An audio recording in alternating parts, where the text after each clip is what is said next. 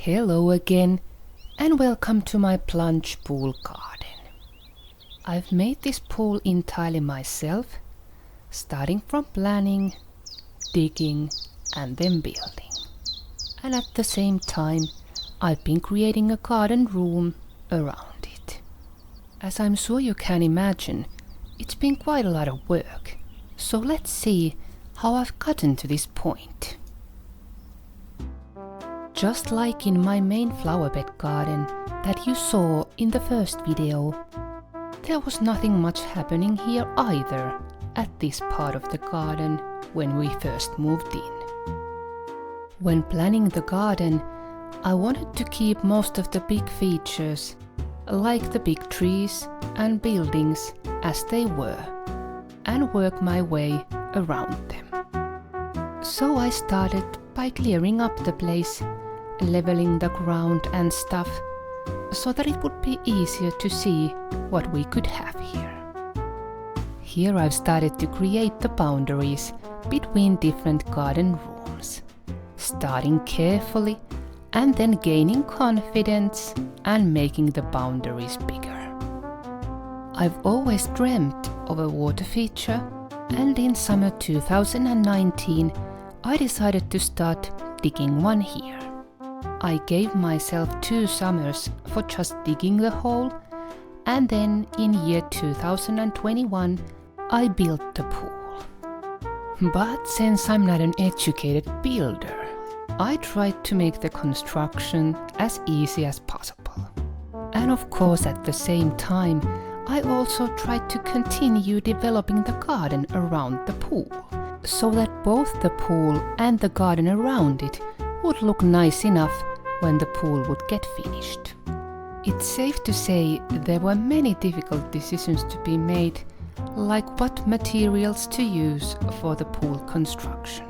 I decided to use moisture-proofed wood, foam sheets, and polycarbonate plastic sheets on top of it. The pool plastic bag I ordered with these made-to-fit measurements. And of course I installed it myself, at first the wrong way, not daring to pin the bag high enough. But since at this point we were already late at autumn, I decided to correct the situation the next summer. And of course, getting the pool done in many ways was only the beginning. Now I would have to learn to maintain it. I love big trees. So in many ways, it was a shame that there wasn't any more of these older, bigger trees in our garden when we moved in. I, however, have tried to correct the situation by planting loads of new trees here, so that in time there would be more of these big trees creating walls and roofs here. In this garden, it's not the trees we are lacking, but I'm sure you can see something that we are lacking, and that is color. We are already in June now, but still nothing yet is blooming here. This is a severe mistake, of course, and made by none other than the gardener herself. I must confess that I have been more preoccupied by creating the bigger picture, structures, divisions, different type of rooms, what they will have in them, than focusing on things like the details of the plantings. But now I've reached a point where all my garden rooms have more or less been created, meaning that I know what I want to have and where. Therefore, this is actually a perfect time to start thinking about fine-tuning and focusing on the details. For example, this little beauty here, she really needs help. I haven't had time to take care of her well enough, but I really must start to do so in years to come. There are also plenty of missed opportunities here, like this area all around the swing, and that big red wall of the warehouse there. I could have some climber there perhaps. And of course the arches, they do look luscious enough at the moment, but I'm not entirely happy with the roses there either. You see, these roses here have had a few years already to grow here in total peace, but they haven't reached the kind of thickness that I would like to see.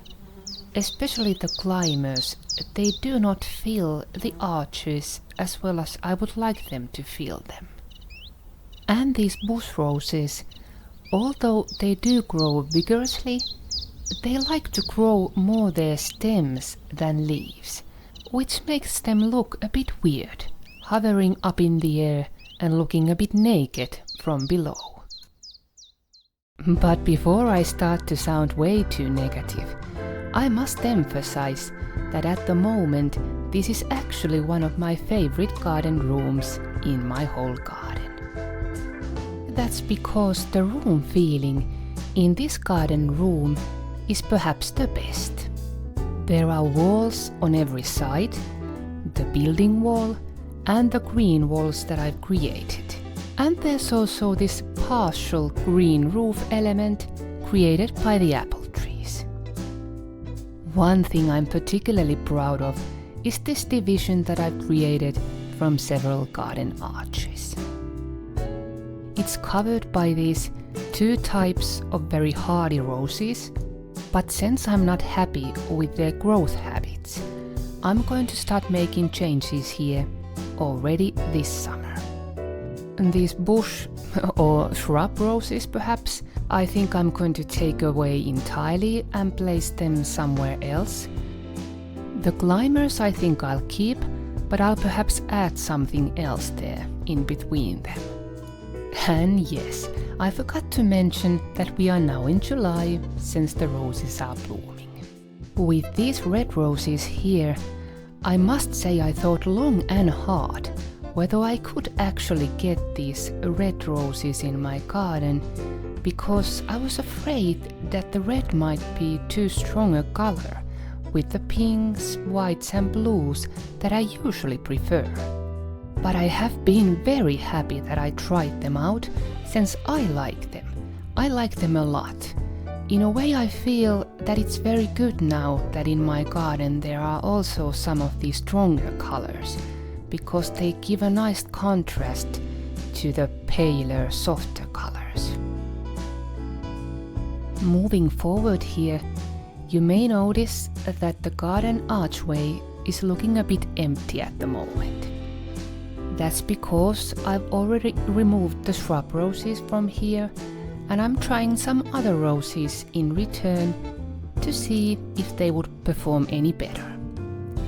And the climbing roses, they seem to have some troubles again, so I definitely need to add some other climbers here to accompany them when they are having a hard time. On a happier note, I really love these light pink flowers here, because they look very delicate and yet they have these quite huge pink flowers. Indeed, this type of light pink color is one of my favorites, and therefore I do have it a lot in my garden. And as I'm sure you've already noticed, I'm a huge fan of mass plantings. I don't need to have several different flowers blooming at the same time in one spot. I rather have one flower blooming magnificently and then have it followed by another great bloomer. But this is indeed just the thing I need to focus on developing in the future. Because ideally, I should have something very beautiful blooming here before these lovely pink flowers, and then something lovely blooming after them. But this is just fine for now, for I've learned that in gardening, patience is the #1 key. Otherwise, I'm pretty happy with the volume of these divisions that I've created here, because even though I'm happy with them growing to some extent still, I would like to keep this see-through quality between all my garden rooms, because I like to have a chance to look from one room to another through and over the plantings. Next, I'll take you to September. It's funny to see how much things will change at this point. Especially the light, I think, changes quite a lot. It turns to this more subtle, perhaps warmer tone. And of course, as the days get cooler, also the type of plants, flowering and still liking the weather can change quite a lot, especially here in the Nordic countries as Finland is. At this time of year, the conifers always show their usefulness, and pretty much every year I realize that I really should add more conifers to my garden. On my left here were the 2 hydrangeas that I've now moved to my main flower bed garden. I plan to replace these with a couple of white blooming hydrangeas. For in hindsight, a white, more lighter color will look brighter here. When planning my water feature, I did of course consider several options, starting from smaller decorative ponds to larger swimming pools. But when I came up with this concept of a plunge pool, I thought that was sort of a perfect match for our family, because this is a nice little pool to dip into when it's very hot, and you still get the decorative element too, because it's not sort of a sporty swimming pool type of thing. For the pool maintenance, I'm using a very simple device to circulate and filter the water, and in addition I do quite a lot of manual cleaning. And of course I'm using different types of pool chemicals to keep the water clear and free of algae. What I haven't used so far is any type of pool covers, but I have really started to think about those because it would make the pool maintenance a lot easier. The only problem with those is really that I love to watch the water flowing in the pool also when we are not using it.